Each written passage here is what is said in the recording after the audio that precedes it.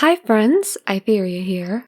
Today, I'm going to share with you what you should be doing every week in Final Fantasy XIV. What I love about this game is that, unlike many other MMOs, there are very few weeklies in this game that you absolutely must do. Therefore, I'll be dividing the weeklies in this video into the categories of weeklies you really should do, and weeklies that are beneficial but ultimately optional. Let's get started. For the weeklies you absolutely should do, there are just two. The first is your weekly Tomestones.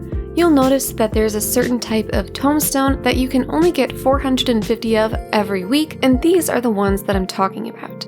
Capping these is essential for getting up-to-date gear so that you can tackle any challenge you're interested in the game.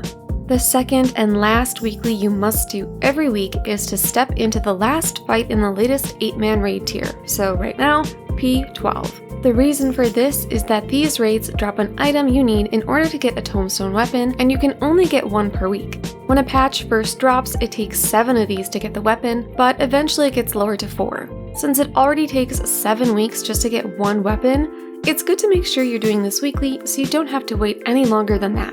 Now onto the optional weeklies, starting with the same 8-man raids.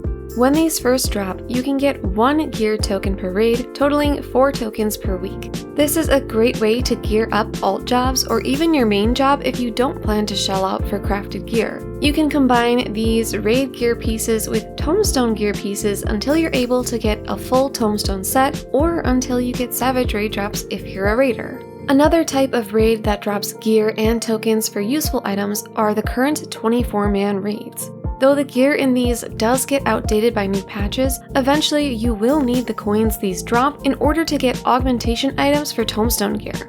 While the raids are still relatively new, you're only able to get 1 coin per week. Sticking with the battle theme, let's talk about Unreal Trials. You can do 1 tell and 1 retell every week. You can get some seriously cool mounts from farming Unreal Trials, which are tradable so you can sell them, but it does take a while, which is why it is worth completing weekly.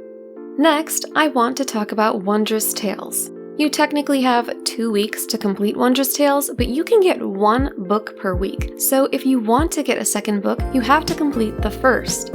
Wondrous Tails is great for leveling up jobs, and you can get a free treasure map too. Some other things you can do for weekly EXP include the weekly challenge logs for fates and levs. For crafters and gatherers, custom deliveries reward you with a fair bit of EXP as well as scripts that can be used for different rewards such as crafting materials and baits, furnishings, and crafting and gathering materia. There's usually a cool glam somewhere in the storyline too. If you're interested in getting Centurio seals or allied seals, which can be used for a plethora of rewards such as aetheryte tickets, minions, glams, and orchestrion rolls, then you'll want to do the weekly B rank hunt marks. Another way to get these seals is the weekly Blue Mage Masked Carnivale challenges. Moving on to something completely unrelated, the Gold Saucer. If you're farming MGP for mounts or other awesome rewards, you'll want to complete the weekly challenge log, do the fashion report, and grab your tickets for the Jumbo Cactbot, all of which are on a weekly timer. And finally, on to the last weekly recommendation.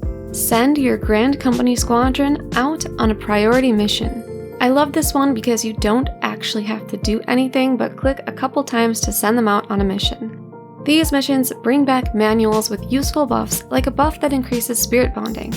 And that's it. Those are my recommendations for worthwhile weeklies in Final Fantasy XIV. Though there were a fair few suggestions on this list, the great thing is that you do not have to do all of them. You can pick and choose which ones are most beneficial to you. As always, please consider leaving a sacrifice for Lord Algorithm in the form of a like, comment, share, or subscribe. Thank you so much for watching. Bye!